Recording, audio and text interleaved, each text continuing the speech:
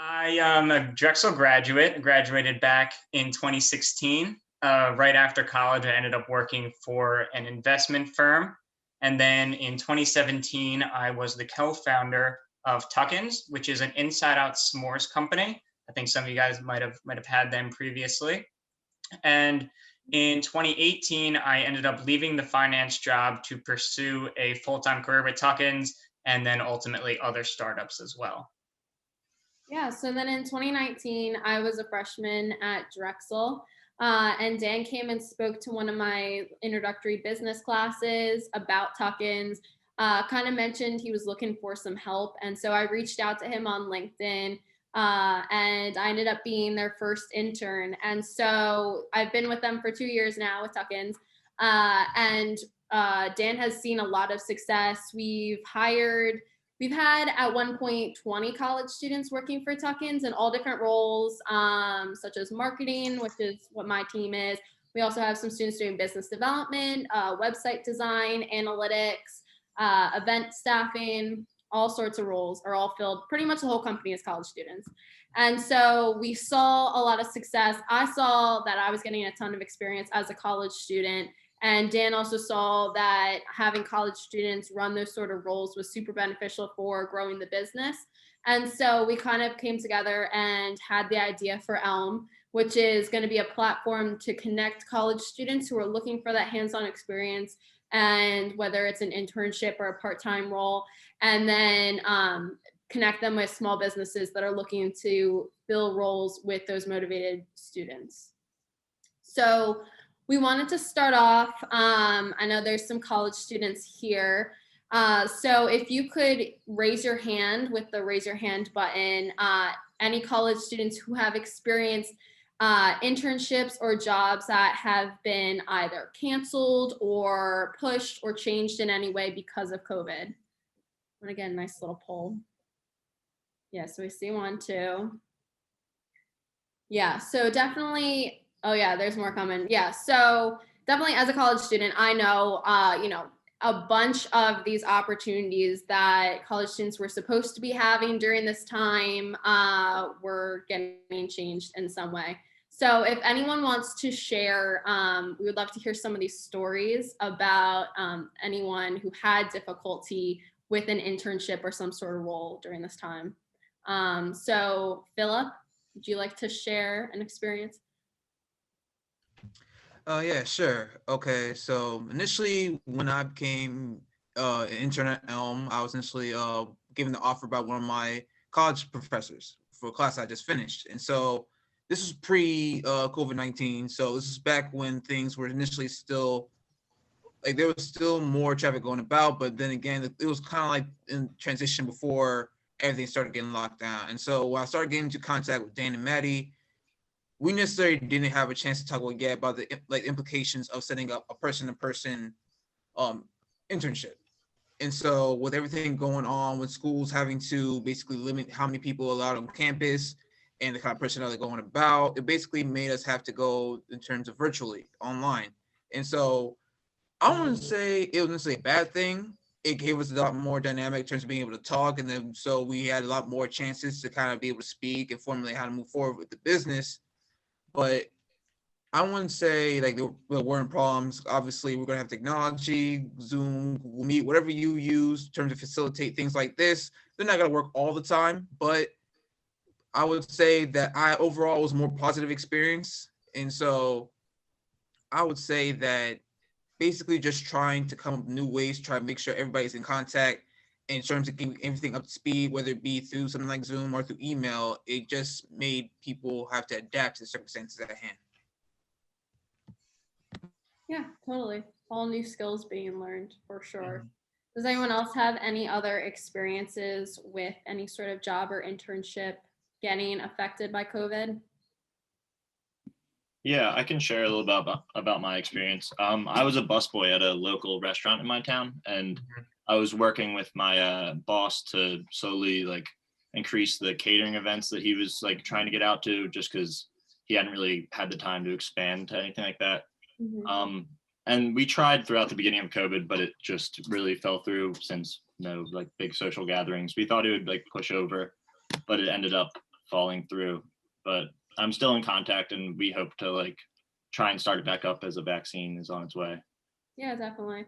Yeah, we can very much relate because of tuck-ins. A lot of our sales used to be through events, you know, whether it was weddings or like street festivals. So actually, we've had to change a lot to online and focusing. That's why we now have a ton of college students working for tuck-ins, because we have to focus on Facebook ads and website design, you know, all these different things that we normally didn't have to focus on as much when we had a lot of in-person sales. Mm-hmm. Yeah, absolutely. And, you know, kind of with these roles, and I see a lot of non-college students and professionals in here, so I'll kind of open this up to them as well. But obviously things moving remote, the way that people went about finding these different internships, or for the professionals, finding different ways to network, obviously had to change. So, you know, same thing again, if you want to raise your hand or just call it out, we'd love to kind of just brainstorm with everyone different ways that people were able to continue to network in 2020, because obviously it was a major challenge for everyone.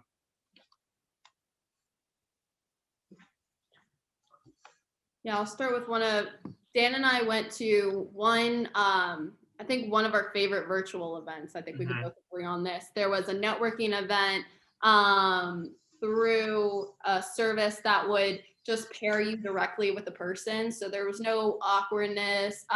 That's kind of one of the benefits of, I think, virtual networking events and different events like this. You don't need to awkwardly go up to someone. It would just directly put you in kind of a breakout room with one other person. And you just got right down to, you know, sharing what you were all about, giving a little bio about yourself and what you were maybe looking for in a connection.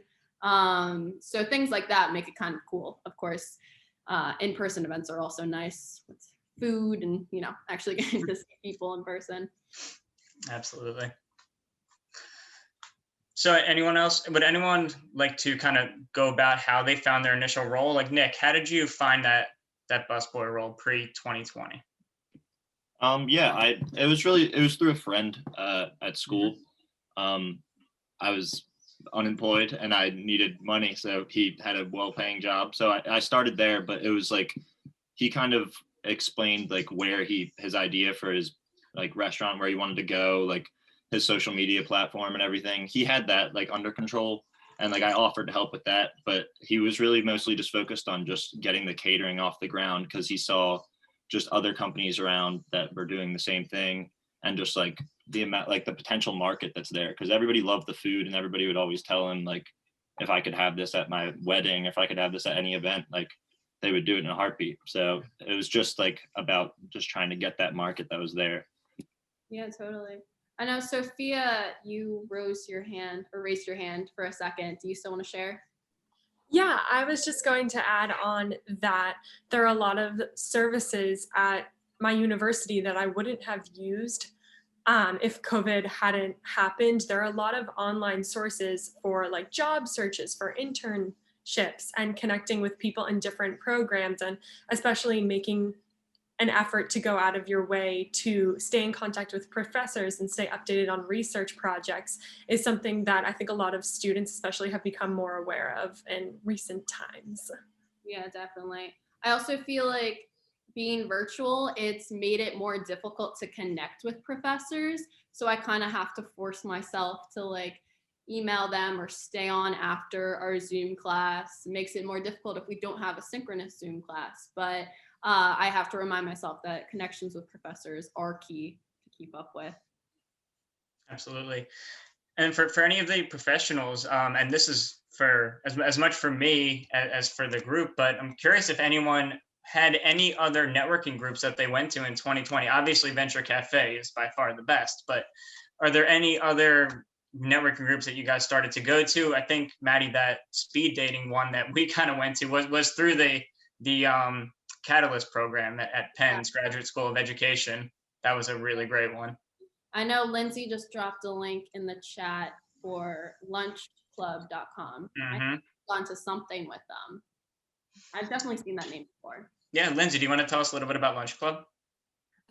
Yeah, so you schedule, it's kind of like a Calendly invite. So you can like pick the times you're available for the week, and then they set you up with someone. And I've met very interesting people there. I met a guy who wrote a book about poop called Karma Putra. So that was an exciting conversation. He did not like all of the puns that I was making because I think he was kind of tired of hearing them. But then on a more serious note, like I met a woman who's getting her master's degree, and my friend works for Deloitte, and she was looking to be a consultant at PwC, used to work at PwC. So then I introduced them together, and I also gave her some advice. And I've had professionals give me advice as well. Yeah, That's great. definitely a great one. Mm-hmm. Yeah, I mean, and that just kind of goes to show you like the power of networking is everything. I mean, I know going through college, I always heard like networking is key.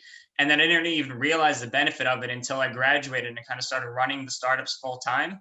And for those college students, it literally is the most important thing. Like you can make one connection, and most of the time you don't even realize how important the connection is at the time. And it'll just completely change everything. So networking, like lunch club, things like that, venture cafe, things like this, extremely, extremely important. And Sophia, that's a good point about kind of utilizing the resources that your schools have now. Mm-hmm.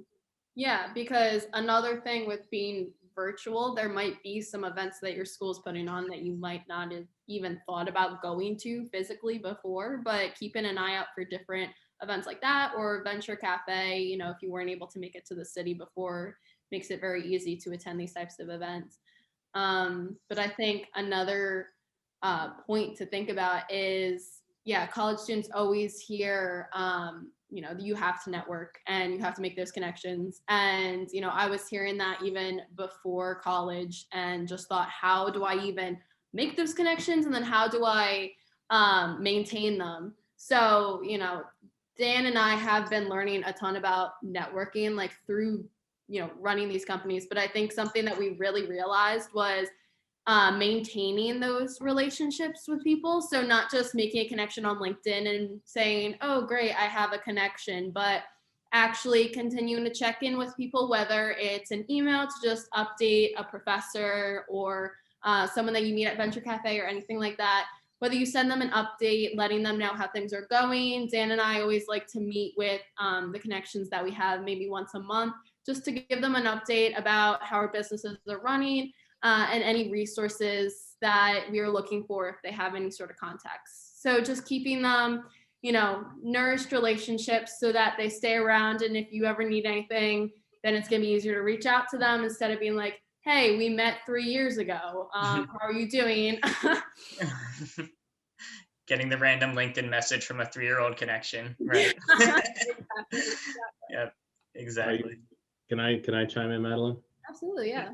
Great. So I live in Philly. I actually know Lindsay really well. And the way she and I met, you're laughing over there, Lindsay, I see you. But the way she and I met was through a mutual friend. So by far, if you can't network through networking events, I mean, mutual friends are really the way to go. And the fact that you have access to LinkedIn, Facebook, Instagram, whatever it is, you can see who your mutual friends are. And especially if you have an idea of where you want to go and the type of people you want to meet, you can see your friends now.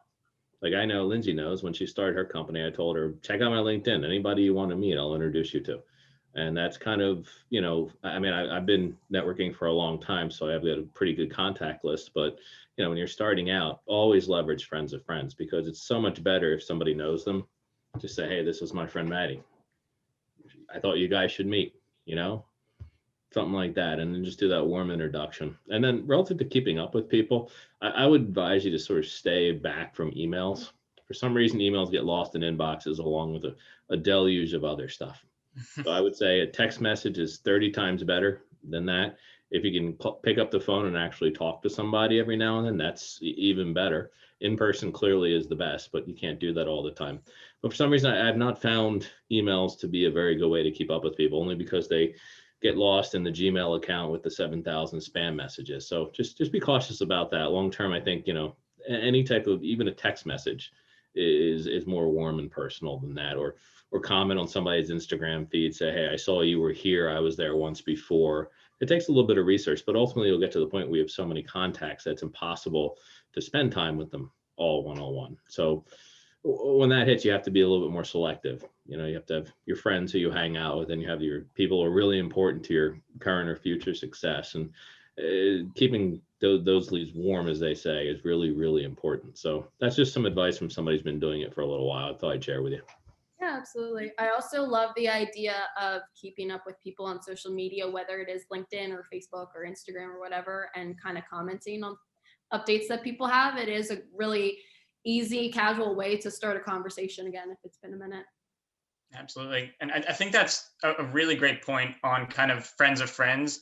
And just to expand on that a little bit, I mean, I personally feel, especially with Philly, I always say I think Philly is probably the best city for small business, in the sense of it's a big city, but it's small enough so everyone knows each other, but there's enough, room for growth. So, I mean, if you're interested in connecting with another small business owner, I would imagine there's no two business owners are more than a few degrees of separation away from each other. And especially these types of organizations, these types of events are just so perfect for it. So yeah, Will, that's a really great point. Thank you. So I would add on the friends of friends comment. So I actually am the mom of 2 college-age kids, and don't underestimate the power of your parents' networks too. And so I've talked to, probably a dozen of my daughter's friends she's a junior in college who might be interested in marketing, for instance, since I've spent a ton of time in marketing. And of course, if my daughter says, can you talk to, one of my friends, I immediately say yes and make all of the time in the world. And so don't underestimate kind of, the people that are closest to you and the connections that they can make on your behalf as well. Absolutely. Great point. Cool. Maddie, should we talk challenges? You want to go to the next point? I think we hit. Sure. All right. So kind of with everything we talked about in 2020, obviously COVID put a strain on a lot of the activities, work, school, networking, everything. But kind of the other side of it, a small, very small silver lining, is the sense that COVID kind of provided a lot of us with a lot of free time. Too much, I think we would all probably agree on. So I was curious, I kind of want to, poll the room again. You can raise your hand, you can call it out. I wonder if anyone here spent any of that time learning a new skill, whether it's professional, personal. Like, for example, I tried to teach myself how to juggle. That lasted like 10 minutes. I gave up, so that didn't quite happen. But anyone here take the time, learn something, to kind of help themselves? And I have to say, I taught myself how to juggle, and it's time consuming, but once you do it, it's very satisfying. Yeah, I bet. Like, I just want to be able to do it. It feels like it's a good party trick, but like, yeah, it definitely is. Yeah. Find 3 things to juggle. Yeah, I don't know. Seems pretty good. But Emily's brother is learning Chinese. That's awesome. That is amazing. Yeah. I wish I had the patience to teach myself a language. Mm-hmm. Yeah, I've decided that I want to take Italian at Drexel. So I might take classes in that. That's not COVID learning. No. So I got 4 certifications, and I'm now a certified master mindset coach. And then I'm getting a certification in NLP. And I've been using NLP to stop myself from bad habits, aka eating chocolate. Lindsay, what did you use to kind of get those certifications? It was like a freak kind of thing. Like, I saw a blog, a woman she was a certified art therapy, and then Udemy had all of these things. And I just clicked on one and I took it, and then they offered something else. They upsold me, and I ended up taking 4 certification classes. I don't know. I was watching TV, and I'm just so tired of watching TV. I just wanted to do something else. So I would highly recommend Udemy. I think it's like $15. And if you don't see it for $15, go incognito and then check again.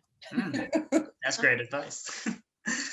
Yeah, as Lindsay said, I just got bored of watching TV over COVID, and so I just decided, why don't I just cook anything? I just taught myself how to cook the basics, from eggs to now fillets that you would find at, I don't know if anyone knows about this restaurant, oh, it's a Brazilian steakhouse. I don't remember the name, but I Fogo. was sorry. Fogo de Chao. Yes, oh, best place in the world. But I just learned how to, like, from there to there, and just over the time span being stuck at home for months on end. That's awesome. That's a great use of time. I wish I did that instead of juggling. That's great. Anyone else? Any skills, certifications, anything like that? I guess I can speak up. I kind of used the opportunity with COVID keeping everybody inside. I'm starting to write a novel. It was something I was kind of interested in high school, but I didn't necessarily think I had the writing skill at the time to really do at this point. But I'm kind of now getting the top of the beginning out in progress now. I'm kind of okay with the kind of progress I've made, but it's definitely something where you kind of have to nitpick. It's like, oh, is this really how I want this to go? Or is this like something I think should change later? It's a process, but it's definitely something I have fun with. That's great. That's awesome. What kind of book? Mm-hmm. I was trying to write a mystery for my first go around in terms of like a thriller mystery. I have it right now in terms of like daughter of a billionaire is going missing, and now an ex-Marine's now been put on the case to try to pick up clues, and it's kind of international thing. I don't really have everything I want in there yet, but it's something I kind of like play around with, especially with someone like me. I kind of like a lot of Quentin Tarantino movies, and so that kind of influences in terms of action and everything like that. But I've always been that type of writer where I like a little more complex narrative. I don't necessarily want everything on screen to kind of show me what's going to happen within the plot. I'm gonna give you some. There's this woman, she does for writers, and she has a video about like the top 20 common mistakes that new writers make, and it has changed my writing exponentially. And then I'll send you a link up for a meetup if you want to do it. It's writers that get together on Saturdays for 2 hours, and we just write the entire time. But I find that being in that environment like helps me out so much. I think I would appreciate that. Just send it over when you get a chance. That's awesome. Yes. So 2020 is over, which is awesome. But we're thinking that some of these trends, obviously things are still online, but as you know, the world starts to normalize a little bit more, we're thinking maybe some of these trends in the professional space, workspace, networking, school might also continue. So we were wondering if anyone has any thoughts about whether they think that, you know, staying online or having some of these virtual events online might continue, and, you know, whether people would prefer that. Do we like doing online events like this? Do we think it's a benefit, or, you know, would you rather be doing in-person events only and just completely ditch Zoom once COVID's over? Yes, I guess I can speak for there. I would say that a lot of these virtual events, even though they're kind of the norm now, I don't really see them going away in terms of like people are just gonna stop using them outright. Like I feel like now it may become a more common tool in terms of business place in case like make it more easy for everybody to meet in terms of, oh, we can't get everybody in one room for a meeting. So let's try to aim for somewhere in the week and try to get a Zoom meeting or something like that. And I feel like these type of tools definitely have made their use prominent in terms of the COVID. And it kind of shows that prior to this, we didn't necessarily have the facilities really to do this type of thing in terms of just being able to communicate. Because sure, we had text messaging and you have FaceTime, everything like that, but beyond like simple like things like that, you're not gonna have the type of reactivity and also to be able to the ability to be able to get multiple people, especially to certain capacities, depending on how big your company is or how many people you want to be able to attend the event. Then I feel like these type of tools definitely can be more beneficial to a business. Yeah, I totally agree, Phil. Thanks for sharing. Yeah. Sophia, sorry. Sorry, Maddie. Yeah, just kind of going off what Philip was saying, I think that virtual events have really allowed for people from across the country, across the world to come together where they otherwise wouldn't have been able to. You're allowed to meet more people online than you are in person. There's obviously that travel constraint, but I think that it's really like broadened opportunities for certain events or for certain networking capabilities, because again, like these types of facilities like Zoom and things have been developed to work to our benefit now. Yeah, totally.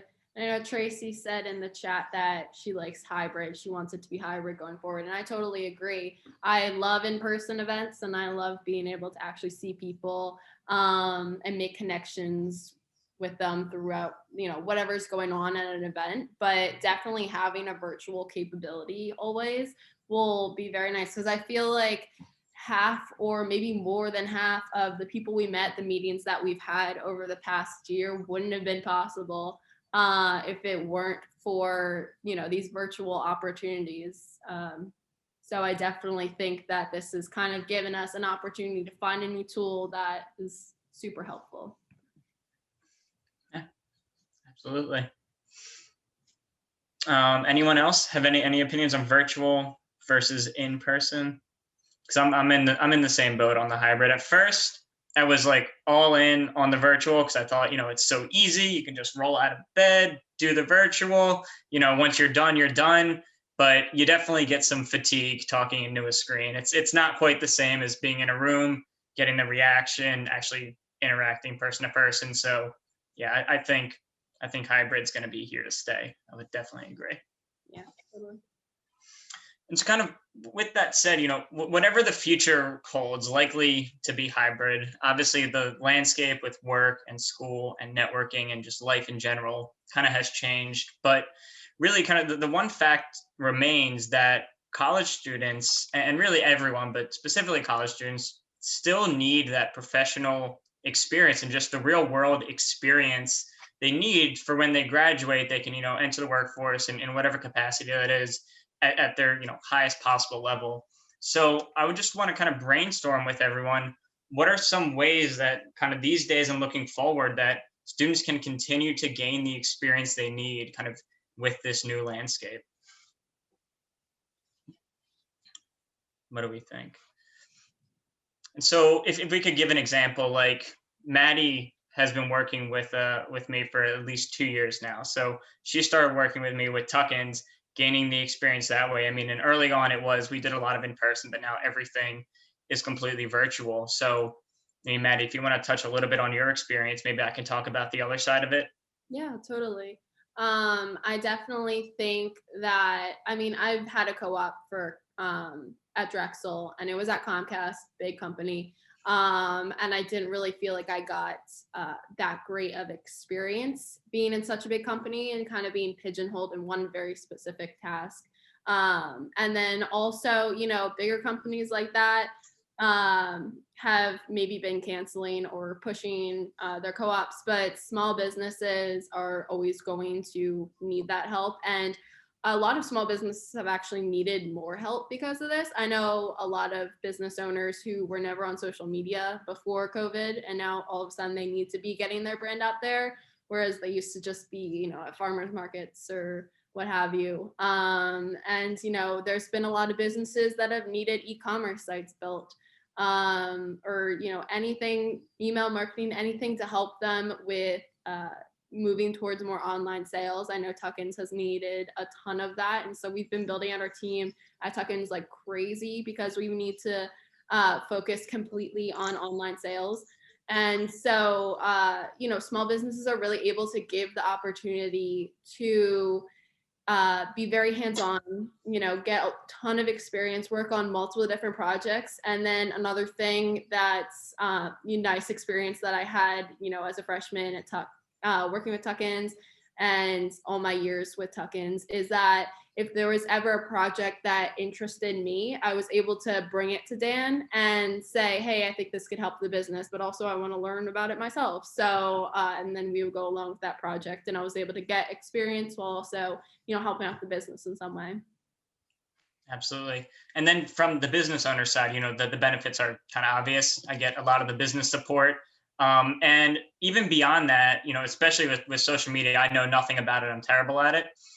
So just having a team to not only run your social media, but to actually expand your brand presence online and really create a brand, whereas we were kind of just doing whatever we wanted. But to bring in a team to have a different mindset, to look at your brand and look at your company from a different perspective is so unbelievably helpful. So yeah, I think the connection between students and small businesses is just so beneficial from both an experience and support and overall just company performance kind of perspective.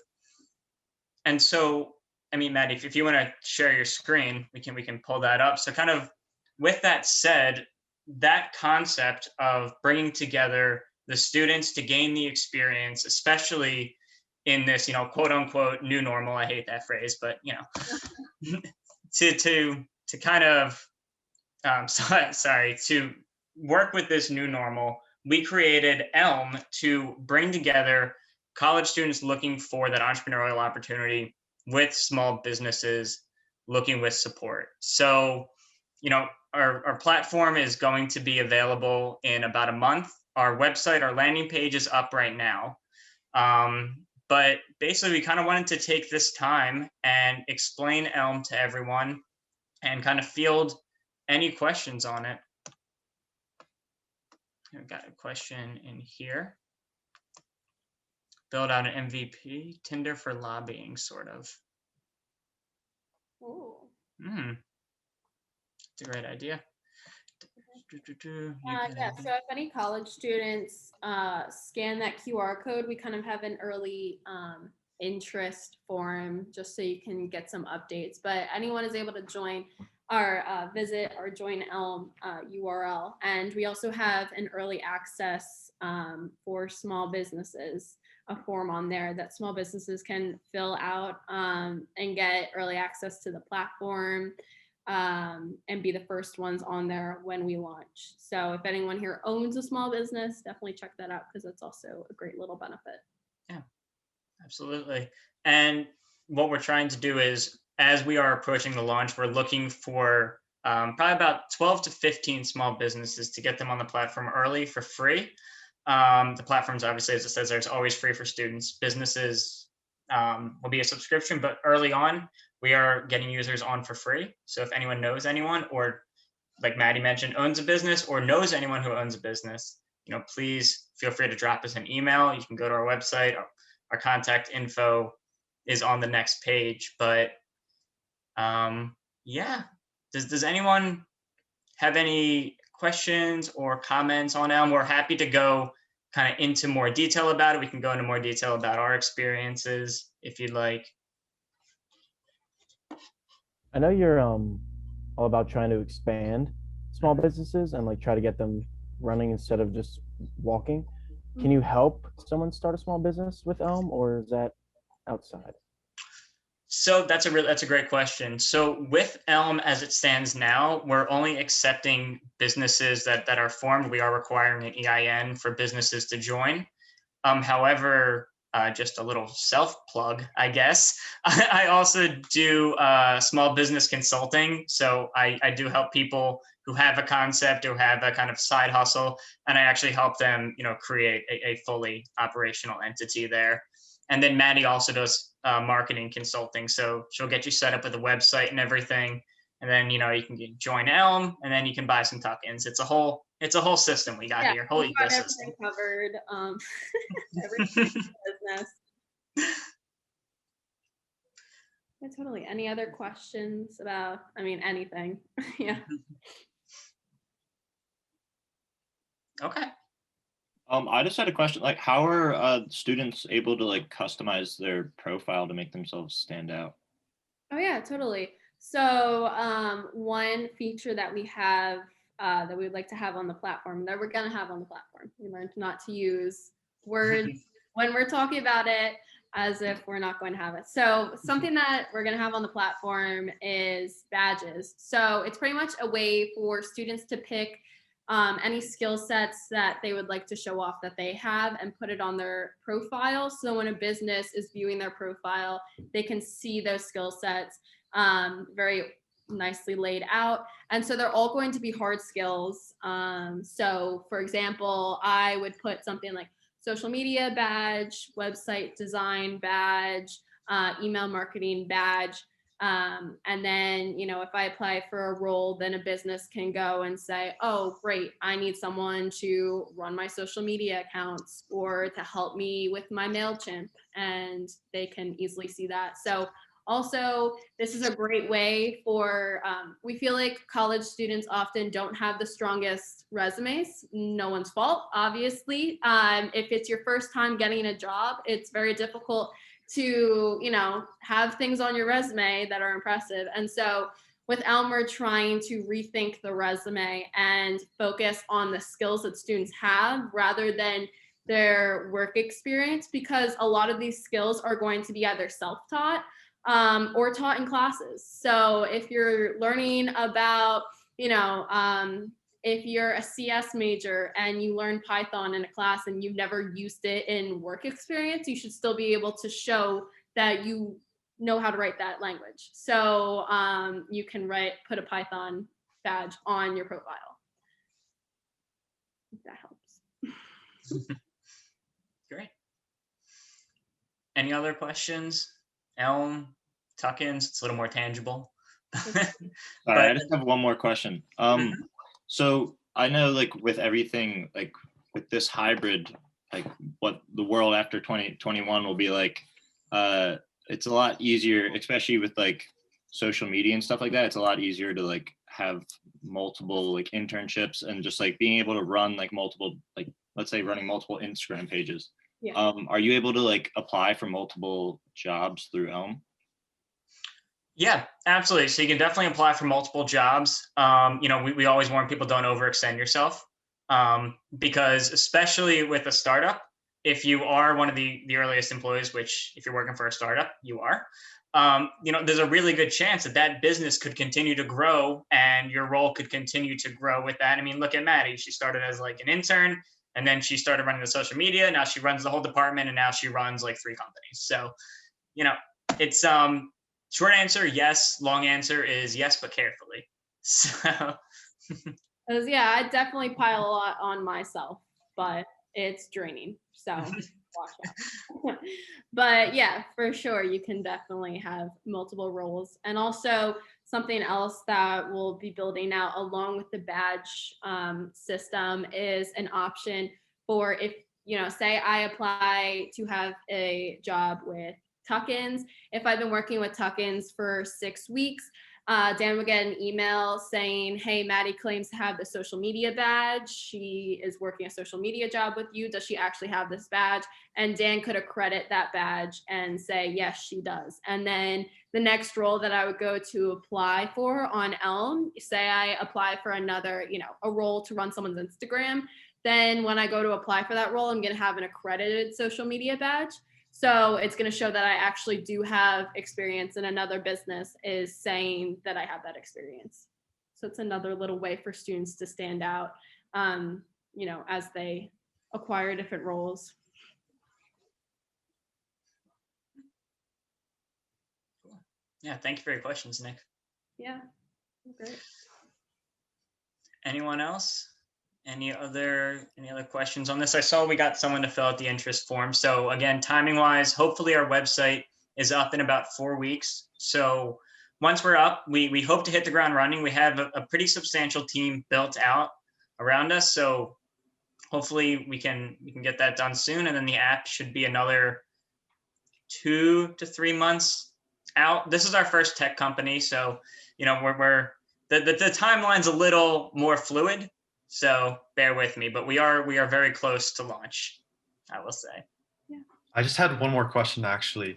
Mm-hmm. Is there going to be like a rating system, kind of like Uber, where like the employer can rate the employee and vice versa? So the employer probably won't be able to rate the employee. However, we are going to be looking into potentially having the employees rate the businesses. We just have to kind of look into that a little bit more. That would likely be, post MVP. Like kind of the second phase of it. But yeah, that's a really good idea. Yeah, pretty much the closest thing to that we have is the accreditation of badges that business owners can put on a student's badge. And that's pretty much a way to make sure that students aren't just putting random badges on there. So if a student puts a badge on the profile saying that they can build a website and then they get a role and they clearly can't, then the business owner can let us know about that. And, you know, depending on how big of an issue it is, they might have that badge taken off, or they might, you know, be restricted in some way on Elm. But then a student can also, you know, voice any concerns with the business that they have and kind of report a business if something turns out to be sketchy or, you know, anything like that. Or if it turns out to be a huge corporation and not a small business, then that could be an issue. But yeah, it's just ways to keep people safe. Yeah. Okay. Well, if, you know, we'll stick around for a few more minutes if anyone wants to talk one-on-one, or if anyone else has any more questions, happy to stick around. But otherwise, if no one does, then thank you all, you know, for your time. Really appreciate it. Thank you guys for asking the questions, joining in the discussion. And yeah, hopefully we will be able to launch Elm soon and get everyone wants to be on up and running. Yeah, definitely. And yeah, be sure to connect with us on LinkedIn. Nice networking opportunity. And yeah, shoot us an email if you have any questions or if you would like to talk more about Elm or anything else.